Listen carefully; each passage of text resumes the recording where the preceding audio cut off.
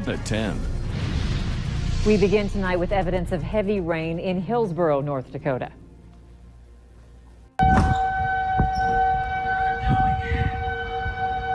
Meanwhile, sirens were going off in South Fargo earlier this evening, warning residents to find a safe place and take shelter. At the time, the area was under a tornado warning. It's been an active night in the weather with ominous clouds on the move, fueled by strong winds and a heavy dose of lightning. This video was sent to us by Keisha Behringer. We've placed calls to various law enforcement who are not reporting any damage, which is a good thing. The big question right now, is there any trouble out there? Let's go to the person who's in the know. Nathan, what's going on? Yeah, as always, a Friday night when the trouble is occurring. In this case, the weather is the main focus for us, as it has been all for the past couple days. A lot of lightning showing up all across the Red River Valley, mainly north of 94. The blue box you see there is a severe thunderstorm watch. That goes until 3 a.m.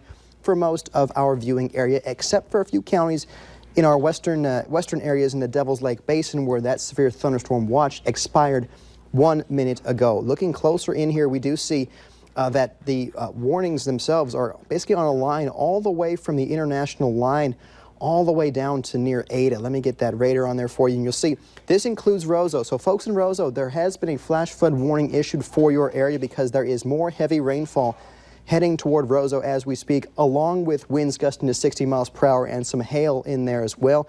Thief River Falls has a severe storm heading toward that location as we speak right now. Of course, we'll talk more about these warnings that we're seeing and look ahead to how this system affects the weekend coming up in a couple minutes. All right. Thanks, Nathan.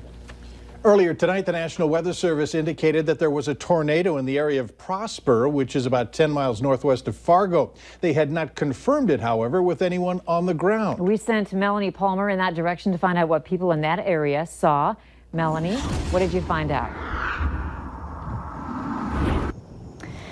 Andrea, Mike, it's kind of the calm after the storm right now here in Mapleton, just south of Prosper, North Dakota. And if you follow me down this driveway here, luckily this is kind of the most of the damage we're seeing, just some knocked over garbage cans. But that might not be the case for everywhere. You know, it is dark outside. It's harder to see if there's any down branches or trees at this time. And let me tell you, the scene right behind me here was much different about an hour and a half ago when we were traveling on 94 from Fargo here to Mapleton.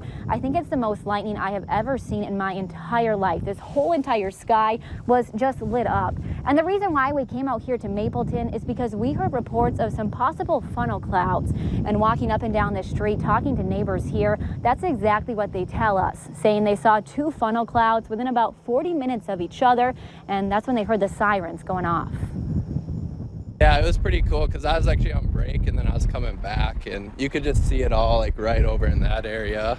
And that was like before it got heavy and stuff. And so yeah, it was pretty cool to see.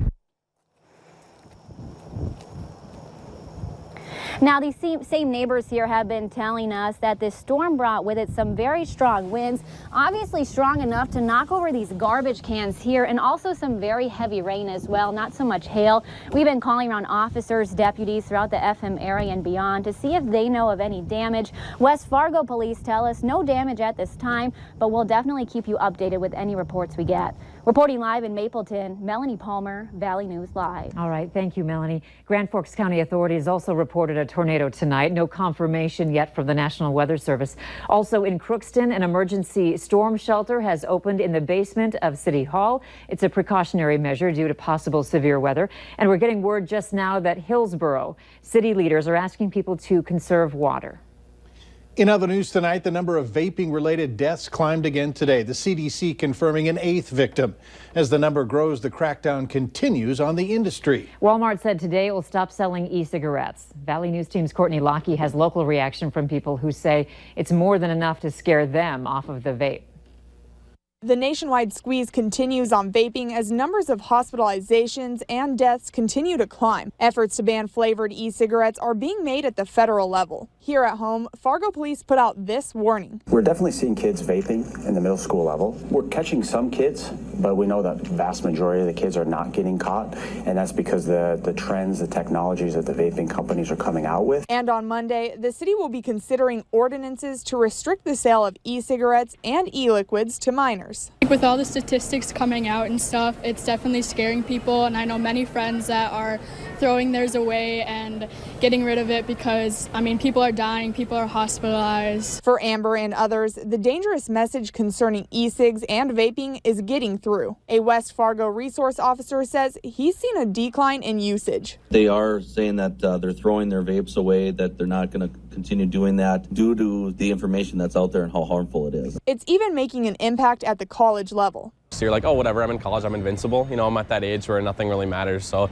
giving it a try is so easy for everybody. But now that I see all this stuff, that's totally gone away. And I feel like that's a lot of the college students that way. They kind of think, you know what, this is not for me after seeing all these scary things in the news. The articles are pretty scary. My roommate actually just quit because he saw enough scary articles. Despite the positive news, there still remains a vaping epidemic. There are many who say they aren't convinced of the dangers. I don't see it as a problem. I mean, smoking things in general is not healthy for your lungs, but you're not going to die from it. My friends don't really believe the news. They think that it's different type of pods or something, and they're not going to stop vaping because of it. Bottom line, while health experts say they haven't found a definitive cause or connection between deaths and illnesses, they say people should still refrain from using e-cigarettes. In Fargo, Courtney Lockie, Valley News Live.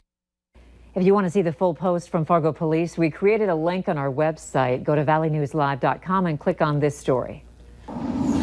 There's new information tonight, including harsh words from the City of West Fargo's Public Works Director, who just put in his resignation. Chris Brungart worked for the city for over 20 years, and he says after careful thought and coercion, he decided to resign. This comes after he says in his resignation letter, the Public Works Department is not appreciated for what they do, adding they've responded to floods, blizzards, and saved lives, all at a great cost to themselves and their families. This news comes on the heels of the firing of the Assistant Public Works Director, Ryan James, which happened on Monday. A member of the Spirit Lake Sioux tribe has pleaded guilty in district court to charges stemming from a January assault that left a baby with serious injuries. 22-year-old Jonathan James Hill confessed that he assaulted an 18-month-old baby with his fists and shoved the child into walls. The baby was life-flighted to Fargo, where he underwent multiple surgeries and treatments for the next 4 months. Today, we spoke exclusively with the toddler's grandmother, who says despite everything he's been through, baby Isaac is doing great. Sentencing for Hill is set for December 16th. Hill is facing a minimum of 10 years in prison. Valley News Live 10 at 10 continues with No Wait Weather. There's a look at that satellite and radar for you. We do still have those severe storms now mainly east of I-29 but this is for a special heads up for those folks in Roseau. You have a flash flood warning in effect right now for Roseau. That's because you've got more rain coming in addition to the stuff you picked up earlier today. So watching for wind gusts of 60 miles per hour as well as penny-sized hail up there in Roseau. So that's, of course, with heavy rainfall also. So folks in Roseau, definitely be on high alert with that as you are going through the rest of your Friday evening, as you are expecting more rainfall for your evening. This also includes areas, Thief River Falls, expecting wind gusts of 60 miles per hour this evening. And then that goes down toward Crookston. Crookston, the storm just moved through there with gusty winds and torrential downpours, and these are all severe. The one for Roseau County, Marshall County. This also includes areas in Polk County heading toward Mahnomen County, and a little bit there in Norman County as well. So these are all severe storms at this time, all a part of this system, this line that's been ravaging North Dakota and Minnesota all day and all evening. So folks in Roseau especially, be on the lookout for more rainfall coming your way. You can see this has become more of one line. Earlier today it was two lines, but now we're seeing more of one singular line at this time. So we are seeing this thing start to line up, and this whole system is moving, the whole line rather, is moving really fast. It's moving at 60 miles per hour in some locations. And so we do expect this to eventually start pivoting and moving more toward the south and east as we head through the rest of the night tonight.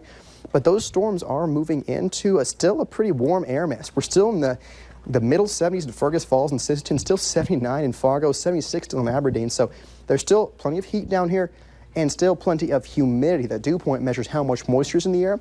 We're still in the upper 60s, lower 70s where these storms are going to be moving to as that line starts to sink south and eastward for this evening. That's why that severe thunderstorm watch is still going until 3 a.m. tomorrow morning. 79 right now at Hector. It feels like 82 with that humidity. The winds are still at the south-southeast at 18, so still feeding and giving some energy to these storms. As you see on our hour by hour, that south wind continues overnight tonight. And you see that line will start to droop southward. I think this is a little slow on this, but I think it will droop southward here in the next couple of hours and then bring the chance of rainfall again to the areas along the Red River Valley. Now, this is Saturday morning around 7:30. We do see a few lingering scattered showers and storms still left behind from this system as it clears the area. But by noontime tomorrow, around game time, we do have some dry areas around. So that is good news for those tailgaters, but still a southerly wind with us. That wind then turns westerly as we head through the dinner time hour with, again, just some spotty showers and a few storms that are lingering on the back end of this system. Temperatures for our Saturday will be quite a bit cooler tomorrow than what we saw today, with temperatures topping out there in the middle to upper 70s. Could be a few spots that graze 80, especially to the south where there may be a bit more sunshine for us for the rest of that Saturday afternoon time. But Sunday, a few lingering showers mainly north of the Fargo-Moorhead area. But we're in the 70s for this weekend and plenty of dry time and cooler for the next 7 days. All right, thanks, Nathan. Yeah. Up next.